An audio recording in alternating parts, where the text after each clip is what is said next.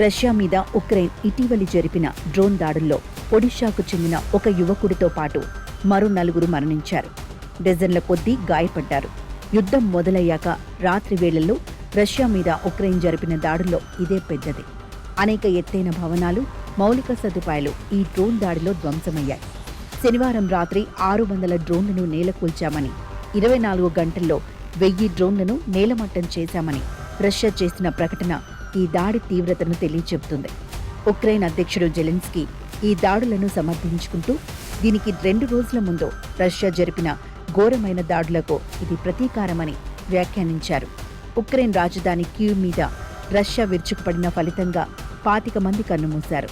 ఇరాన్తో America ఆరంభించిన యుద్ధంతో 4 ఏళ్లుగా సాగుతున్న ఉక్రెయిన్ యుద్ధం నుంచి ప్రపంచ మీడియా దృష్టి మరలిపోయింది. కానీ వినాశనం కొనసాగుతూనే ఉంది.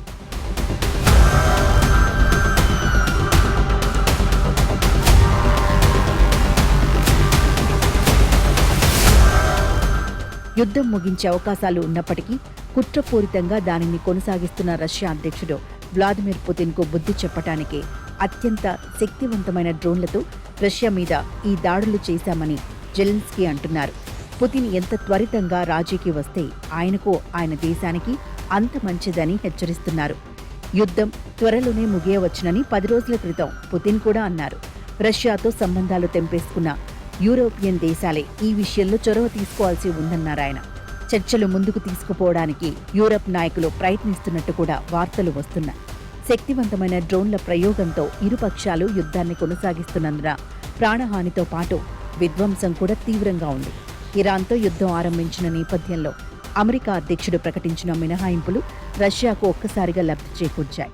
అయితే భారీ చమురు ఎగుమతులతో దక్కిన ఆ ప్రయోజనాన్ని ఉక్రెయిన్ నాశనం చేస్తోంది. రష్యన్ చమురు స్థావరాలు, మార్గాలు ఉక్రెయిన్ డ్రోన్ దాడుల్లో బాగా దెబ్బతింటున్నాయి.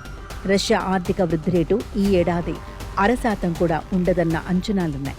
దీనికి తోడు అరబ్ ఎమిరేట్స్ ఇటీవలి ఒపెక్ నుంచి తప్పుకోవడం కూడా ఇరాన్ యుద్ధం ముగిసిన తర్వాత రష్యాకు మరింత చేటు చేయవచ్చునని అంటున్నారు.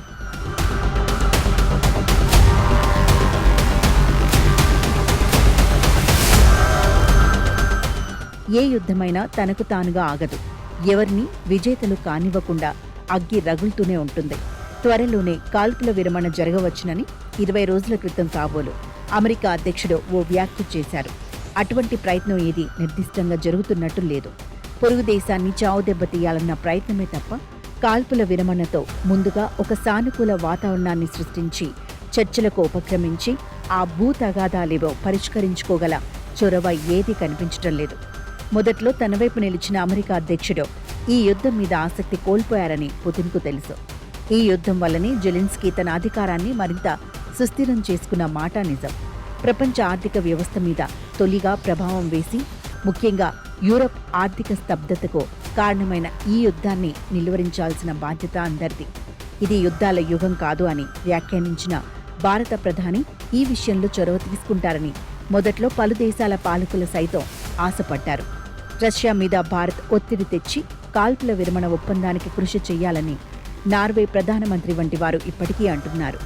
ఇరాన్ యుద్ధం మాదిరిగా 1,00,000 మంది భారతీయులు ఉంటున్న రష్యా మీద ఉక్రెయిన్ సాగిస్తున్న యుద్ధం కూడా మనకు సుదూరమైనదేమీ కాదు.